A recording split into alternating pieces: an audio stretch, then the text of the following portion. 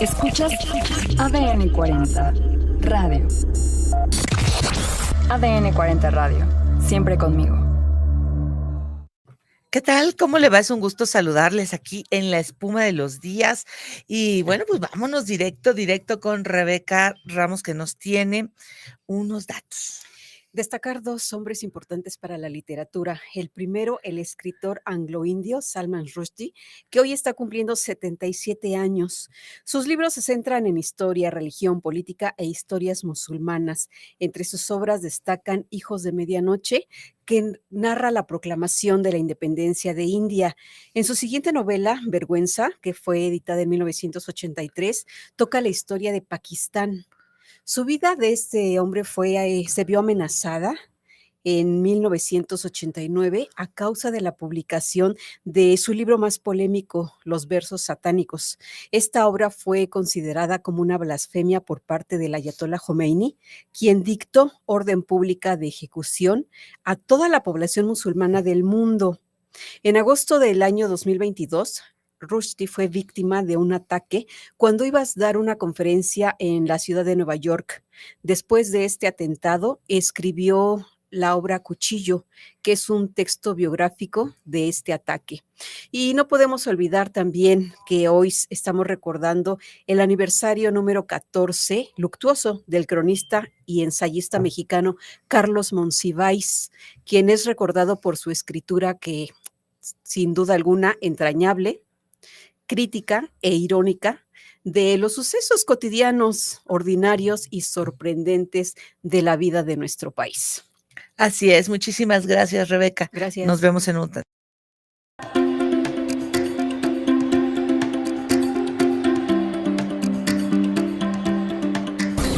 Escuchas ADN 40 Radio. ADN 40 Radio. Siempre conmigo. Y bueno, síganos en todas nuestras redes sociales. A mí me encuentra como Neira Moncayo. Y en esta ocasión me da mucho gusto saludar a la psiquiatra Anabel González. Y vamos a hablar de cómo expresan los hombres sus traumas. Anabel, ¿cómo estás? Bienvenida.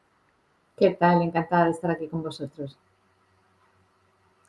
Y vamos directo al tema, y es que pues he estado viendo en tu Instagram muchos temas interesantes, y me llamó mucho la atención este tema de cómo expresan o expresamos las emociones, la diferencia entre hombres y mujeres. Sí, porque yo creo que tendemos a hablar del trauma en femenino, pero realmente la historia de trauma es universal y nos afecta por igual a hombres, mujeres o independientemente del género en el que nos adscribamos. Sin embargo, culturalmente los hombres expresan y han sido educados emocionalmente de una manera diferente, y esto, pues, al igual que también a lo mejor algunos factores biológicos, no está demasiado claro hasta qué punto puede influir en cómo expresan a nivel de salud mental las consecuencias de esas experiencias traumáticas. Defíneme el término trauma, por favor, para que toda la gente que nos escucha podamos estar en la misma sintonía. Bueno, no es sencillo porque podemos hacer una definición como muy estrechita o muy amplia. Vamos a usar la estrechita para hablar, digamos, de lo que todos estaríamos de acuerdo en llamar un trauma, que son experiencias negativas que nos producen un impacto y que tienen implícita un aspecto de amenaza, es decir, algo que supone una amenaza para la vida, una amenaza para nuestra integridad física, y podríamos ampliarlo un poco y decir que también para nuestra integridad emocional. Por ejemplo, el abuso emocional, el maltrato emocional, sabemos que tiene una influencia muy grande, no influye en la integridad física, no es que vaya a suponer una amenaza vital, pero sí que puede suponer una amenaza para nuestra persona, para nuestra emoción. Y, por ejemplo, sabemos que a nivel de historia traumática hay ciertas diferencias entre nacer hombre o nacer biológicamente mujer, y es que el abuso sexual, aunque las cifras bailan mucho de unos estudios a otros, es más frecuente en mujeres. No es tan infrecuente como creeríamos en hombres, pero no es tan frecuente. Sin embargo, el maltrato físico podría ser incluso más frecuente en hombres, y el emocional anda pues probablemente muy parecido entre hombres y mujeres. Esto es una de las razones de que haya ciertas diferencias, pero luego, aun habiendo sufrido los mismos tipos de traumas, sobre todo estoy hablando de trauma en la infancia o de este tipo de situaciones de maltrato en situaciones de relaciones adultas, en relaciones de pareja, por ejemplo, ¿no? Pues esto, lógicamente, va a tener unas consecuencias negativas y ahí puede entrar un poco la variabilidad que decíamos entre hombres y mujeres. ¿Cómo influye el tipo de crianza y el estilo parental en la capacidad de un hombre para expresar sus emociones y manejar el trauma? Bueno, pues este clásico, que me imagino que también es parecido por ahí en México, de los hombres no lloran, pues pasa una factura emocional muy importante, ¿no? Sabemos, por ejemplo, que los niños de pequeñitos, tienen tendencia a un estilo de apego dependiendo de cómo son criados, pero cuando van creciendo un poquito se empieza a ver que hay una diferencia entre hombres y mujeres y los hombres son más evitativos a nivel emocional y las mujeres más preocupadas. Habría mucho que explicar sobre esto, pero así a grandes rasgos, ¿no? Sería una diferencia importante. Entonces, esto lleva a que luego expresen síntomas de una manera diferente. Pues el hombre se lo traga más, le cuesta más trabajo decir estoy mal, le cuesta más trabajo pedir ayuda, mostrarse vulnerable. Es una cosa como que con el estereotipo clásico masculino no va. Y claro, cuando uno lo está pasando realmente mal, tener que comerse todo eso, meterlo ahí a presión, pues a veces hace que uno se convierta en una olla a presión, ¿no? No hay una válvula de escape, no hay forma de ventilar esas emociones. Entonces, en los hombres muchas veces lo que vamos a ver son conductas violentas o agresividad que expresa como si eso fuese la expresión de todo. A veces debajo, no digo que siempre, pero a veces debajo de las conductas agresivas en hombres están estas experiencias de, por ejemplo, de haber sufrido violencia en la infancia. Podría ser una de los orígenes. Digo, no siempre, pero podría ser. Sí, sí, por ejemplo, ahora que antes las generaciones prácticamente eran, estoy hablando de los abuelos, ¿no?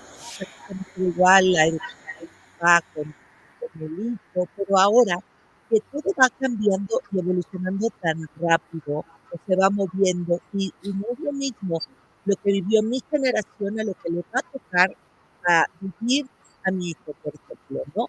Entonces, ¿cómo ser como padre, ¿no? Sobre todo padre hombre, ¿no? Con los hijos para, pues, llevar una sanidad, por llamarlo así, emocional, ¿no? Y no reflejar, proyectar o algo los traumas vividos por una generación hacia una nueva generación. Bueno, yo creo que lo que rompe un poco esa cadena, sea ya en hombres o en mujeres, es el hacerlo consciente. Lo que más nos influye son estas cosas que llevamos como aquí atrás, que si yo estoy muy desconectado, y esto decíamos que esta tendencia evitativa es más frecuente en hombres, pues yo digo, no, esto a mí no me afecta, esto me ha hecho más fuerte, esto no me influye en absoluto. Y todas estas cosas que vamos negando realmente nos afecta muchísimo más. Quizás sí que nuestra historia, como a todos, nos influye, aunque no estemos pensando en ella todos los días, la influencia ya no es tan automática. Y luego todo lo que hagamos por nosotros regularnos emocionalmente mejor, que con los niños nos ponen a prueba a todos, ¿verdad? Porque ellos conforme van creciendo, pues van necesitando contención, van necesitando afecto, pero también necesitan firmeza y dependiendo de la edad del niño nos ponen a prueba a todos los padres y madres, ¿no? Entonces, si nosotros nos gestionamos bien emocionalmente, si cuando estamos enfadados somos capaces de contar hasta 10, no saltar impulsivamente, estamos dando un ejemplo de regulación. Y si somos capaces de reconocer que nos hemos equivocado y si somos capaces de decir, pues hoy no me siento bien, y que los hijos vean con naturalidad, no que le vayamos a contar nuestros problemas a nuestros hijos, que eso no toca, pero sí que vean con normalidad, ¿no? Muchas veces los pacientes nos dicen, yo nunca vi llorar a mi padre. Y hombre, habiendo pasado cosas graves en casa, ¿no? Una muerte importante, ¿no? O que una vez en la vida lo vieron llorar, bueno, pues el poder llorar en un hombre tendría que ser un poquito más normal, tampoco tenemos que estar llorando todos los días, ¿no? Pero este tipo de cosas, de expresar emociones con más naturalidad, ¿no? De aprender un poquito sobre el mundo emocional, yo creo que nos viene bien, sea cual sea nuestro sexo, género o orientación sexual. El domingo estaba escuchando una conferencia en donde esta persona decía que su padre nunca, ni siquiera le dijo hijo, ¿no?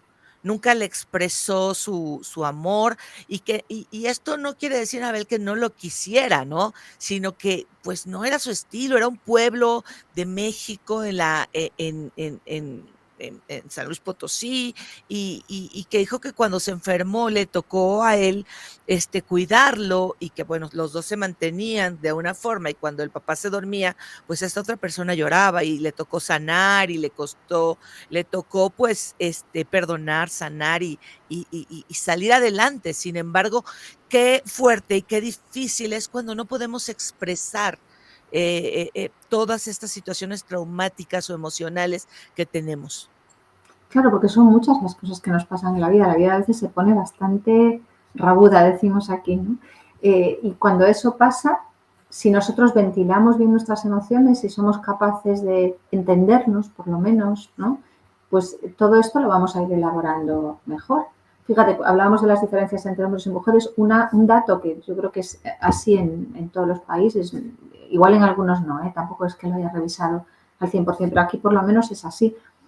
Hay muchos más hombres que cometen suicidio. Hay más intentos en mujeres, pero hay más suicidios consumados en hombres. Y este es un dato duro de que la salud mental en los hombres necesita mejoras. Porque cuando Sí. llegamos hasta ahí es porque ya estamos en una situación realmente muy límite. Y sería muy interesante que pudiésemos replantear un poco cuál es, qué es ser hombre en nuestros días, que esto sería una pregunta muy complicada de contestar, pero pensarlo en positivo, no en negativo, no solo lo que no tiene que ser un hombre, sino qué es lo que es bueno que un hombre se permita por sí mismo, no tanto por complacer a las mujeres ni por complacer a la sociedad, sino yo creo que los hombres necesitan conectarse más emocionalmente, ser un poquito más introspectivos en el sentido de poderse mirar un poquito para adentro y poder expresar un poco más el cómo se sienten, tanto con otros compañeros, tanto como con las mujeres, ¿no? Y que todo esto se pueda hablar con más normalidad. Yo creo que esto, por ejemplo, sería interesante de cara a la prevención del suicidio. Yo empecé a poner esto en Instagram cuando estábamos hablando de suicidio, decíamos, vale, pero ¿cuáles son los factores que hacen que la gente tienda más a llegar al suicidio? Pues uno de los factores claros es ser hombre. Esto es un factor que nos tiene que hacer pensar por qué. ¿Qué herramientas hay, y esto nos escribe del auditorio, para cuando los hombres, dice, nos sentimos abrumados? Bueno, que digan nos sentimos abrumados, si es por algo en concreto, ya es una buena cosa. Yo creo que por lo menos el que dice eso está diciendo cómo se está sintiendo. A lo mejor no sabe explicar más, pero a lo mejor lo siguiente que les podemos decir, bueno, pues cuéntame qué es lo que te abruma y a lo mejor si empieza a hablar de eso, descubre que hablar de cómo se siente le sienta bien y que es normal y que todos podemos hacer esto, seamos hombres, mujeres o lo que sea, ¿no? Hablar, y si no te gusta hablar, escribir, ¿no? También puede ser una Claro, buena herramienta. claro, el tema es expresarlo y ponerlo un poquito fuera.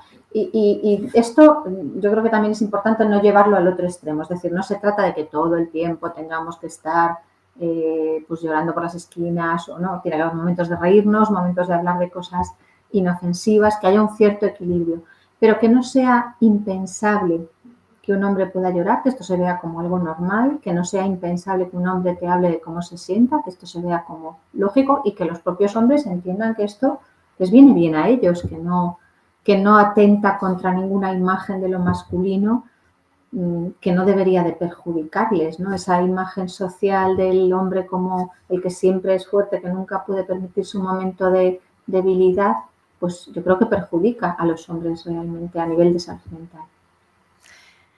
¿Qué tienen los hombres que, aquí tú nos hablas de un término que es alexitimia, no sé si lo dije bien, que es una Sí. falta de conexión y expresión emocional. ¿Nos puedes decir acerca de esto? Las personas con alexitimia, que son más frecuentemente hombres, un poco por este tema, probablemente por un tema más cultural, ¿no? Porque fíjate, decía que los niños se vuelven más evitativos pero no cuando empieza el desarrollo hormonal, que es donde tendría sentido que fuese algo más biológico, sino cuando son un poco más pequeños y no desde el principio. O sea que da que pensar que los factores culturales sí tienen algo que ver, por lo tanto son modificables, ¿no? Y la lexitimia es esta dificultad tanto para notar lo que siento como para hablar de lo que siento, y se suele asociar a una dificultad para pensar en mis pensamientos, en mis emociones. Hay muchas personas que no piensan en el mundo emocional, hacen cosas, sienten cosas, pero no dicen, estoy sintiendo esto, me imagino que, ¿no? Es como que dentro de su mente no pasan tiempo, hacen cosas con ella, se relacionan, hablan, deciden, actúan, pero están más en los actos que en las emociones, y esto de mirarnos para adentro es importante, tampoco mirarnos el ombligo todo el día, pero sí de vez en cuando pararnos a mirar cómo nos sentimos, porque si no sabemos cómo nos sentimos, no sabemos lo que es importante para nosotros, no sabemos lo que necesitamos y tampoco vamos a ser capaces de buscarlo. Así que contrarrestar esta alexitimia es importante, es un factor que se suele asociar con más dificultades a nivel de salud mental, claro, porque si yo no gestiono mis emociones, si voy solo en automático, el automático a veces va bien y muchas veces no. ¿Cómo se trabaja esto? ¿Es terapéutico, es medicinal o cómo es? Bueno, si tenemos la suerte de tener amigos o pareja que son como más emocionales, nos podemos pegar un poquito e intentar, ¿no?, hablar en ese registro, ¿no? Una persona con alexitimia tiene que aprender a pararse, lo primero, observar cómo se nota por dentro, observar qué sensaciones tiene en el cuerpo, ¿no? Y empezar a hablar un poquito en lenguaje emocional, ¿no? Pues hoy, pues yo igual como soy alexitímico no noto muy bien si estoy triste o enfadado o tengo hambre, pero me noto regular. Entonces, como hablo de algo que estoy notando con alguien que me conoce, dice, pues no estarás preocupado con esto. Y puedes decir, hombre, pues igual sí, la verdad que no me gusta nada cómo está haciendo. Y ya estoy empezando a hablar un poquito de cómo me siento. Entonces, yo creo que sí está bien a veces recurrir a un terapeuta. Si veo que no consigo evolucionar en este sentido, está muy bien, pero tampoco me gusta esta idea de que todos los temas de salud mental necesitan obligatoriamente un terapeuta, si no vamos a tener que llevarnos uno a casa y estar todo el tiempo solucionando los problemas ahí. Entonces, bueno, está para cuando hace falta, pero hay muchas cosas que si nosotros tenemos la intención de cambiar, podemos, por ejemplo, cada vez que hablemos con un amigo, empezar alguna frase diciendo hoy me siento, lo que sea. Y si empezamos frases así, nos acostumbramos a introducir esto en el lenguaje, en la conversación. Mira, qué interesante. Las mujeres generalmente después de un trauma le damos lugar como a la depresión y a la ansiedad. En los hombres hay otro tipo de síntomas. Bueno, partiendo de la base de esta tendencia más evitativa, pues muchas veces la ansiedad es una emoción como más consciente, ¿no? La depresión es una emoción como más consciente. Si yo no noto que estoy deprimido, hay personas que cuando se deprimen se enfadan y que lo único que vemos es que están irritables. O a veces simplemente están cansados, parece como si estuvieran enfermos. Algunos beben y el beber cuando estamos deprimidos nos deprime 10 veces más, con lo cual se forma ahí un círculo vicioso bastante importante, ¿no? Y a veces cuando no expresamos las emociones directamente es el cuerpo el que protesta y acabamos teniendo pues dolores de cabeza, síntomas físicos de diverso tipo. Entonces vamos a expresar el malestar, pero no va a ser tan claro que el malestar es emocional. Ahí, sí, sí, Anabel. Pues muchísimas gracias, Anabel, por haber estado con nosotros.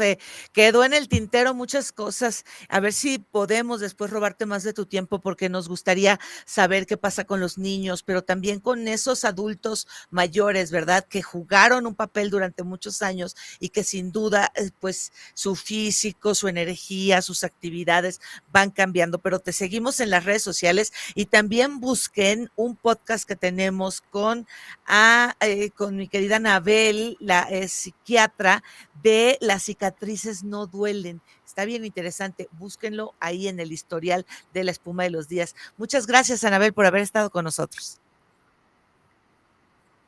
Ahí estamos viendo sus redes sociales A vosotros, un para que la gusto. sigan. Muchas gracias.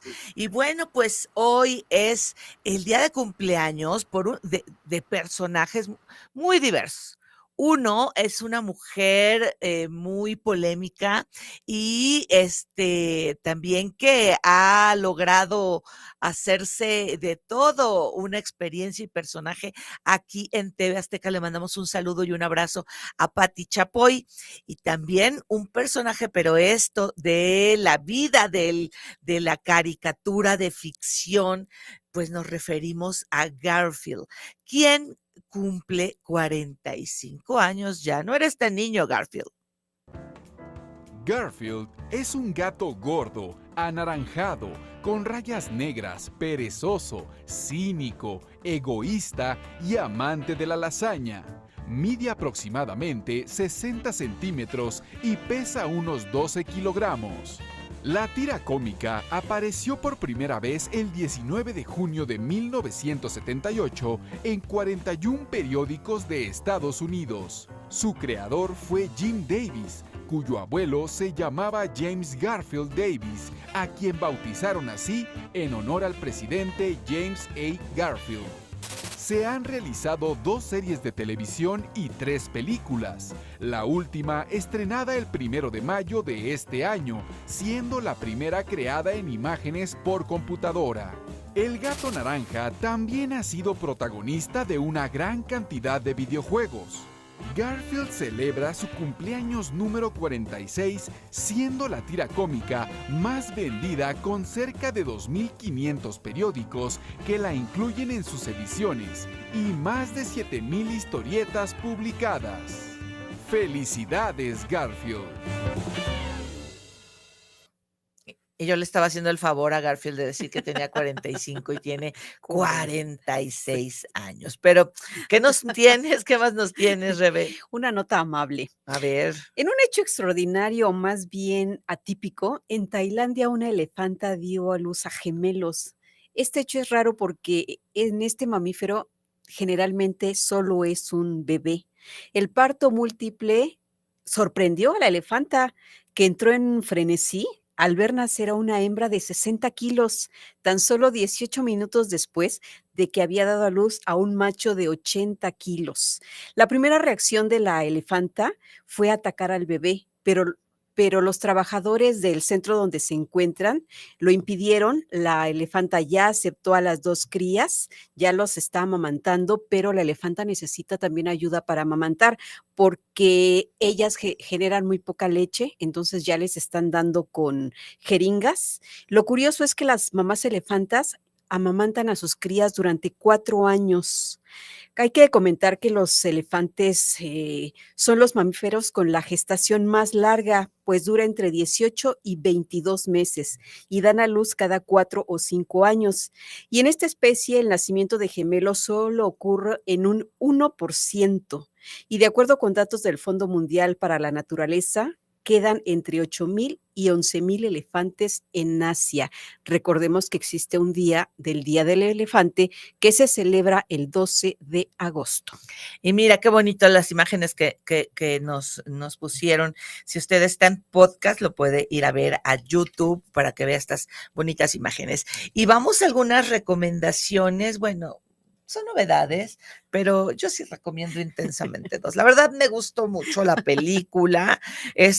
No la veo que sea como para niños, no porque los niños no la puedan ver, o sea, la van a ver y van a ver los colores y los muñequitos que corren y todo. Sin embargo, el fondo de tener a cómo se gestan las creencias, ¿no? Que vienen pues muchas veces desde la infancia o por lo que nos dicen nuestros cuidadores, nuestros padres, está muy interesante. En este caso, la editorial Planeta Junior nos presenta la novela Intensamente 2. Ella pues nos habla acerca de esta película que recrea Pixar e incluye una presentación de los personajes a cargo de Ansiedad. Habla sobre una nueva aventura en la mente de Riley, quien pues ya es un adolescente y se enfrenta a desafíos. Está bien, bien bonita. Mira, aquí está la portada de Intensamente. Y además a mí me gustó esta porque dice, esta soy, esta soy, esta soy, y habla de la ansiedad. ¿Con cuál te identificas, Rebe? No he visto la segunda. Mira, está tristeza, alegría, desagrado, temor, furia, envidia, vergüenza, ansiedad y algo así como pues flojera. No, definitivamente alegría. ¿Alegría? Sí. Digo, tenemos nuestras etapas de flojera, a lo mejor de enojo, pero no son constantes. Sí, además pues tenemos que tener Así es. vivir con todas, porque finalmente todas ellas habitan en un mismo personaje y el papá tiene también sus emociones y la mamá. Además tenemos otra novedad literaria, es Los niños que fuimos, los padres que somos, de la psicóloga y escritora Beatriz Cazurro, por la editorial Planeta. Es un libro que nos habla de hijos, de padres, de aquellos que no lo son, de nuestras emociones, del niño que fuimos y de la redención que necesitamos para aceptar tanto a nosotros mismos como a nuestros propios padres. Además, se habla sobre la compasión, el perdón como herramientas para reconciliarnos con las cosas más negativas que guardamos desde nuestra niñez, porque todos tenemos ahí alguna marquita, alguna más grande, algunas más pequeñas. Sin embargo, pues como dicen Anabel, las cicatrices no duelen. El chiste es sanar las heridas. Así es. Y fíjate que ahora que estás leyendo también lo de los papás, ¿por qué no hablar de las personas que decidieron no serlo Sí, también vamos a por hablar decisión? por decisión. Así hablamos, por ejemplo, cuando fue el Día de las Madres Ujú. del año pasado, ¿te acuerdas? Sí. Te trajimos a una chica que decidió no ser mamá y pues todas las cosas ¿Se a las que enfrentó? se ha enfrentado e hizo un libro y también vayan a ver a escuchar ese podcast porque está una mamá de la comunidad LGBT, una mamá in vitro, una mamá Ujú. vía adopción y una mamá, bueno, una mujer que decidió no ser mamá. Creo que estuvo bien interesante esa conversación. Y bueno, pues es lo que nosotros traemos el día de hoy. Nos escuchamos el día de mañana, sin duda, con algo bien interesante porque es jueves de reflexión y jueves de personaje y le tenemos una sorpresa. Yo me despido. Gracias, Rebeca. Gracias. ¿A qué dice ahí? Una nueva Una nueva emoción. emoción. Dice, hola, soy ganas de gastar a lo desgraciado. Esa fue Eli que lo mandó. ¿No lo mandó Eli? No. No fue el ¡Ay, traductor. fue! Yo pensé que había sido Eli, porque le queda Eli y Amanda y a mí también va. Ya tengo ansiedad, ya vámonos. De la abundancia del corazón, habla la boca.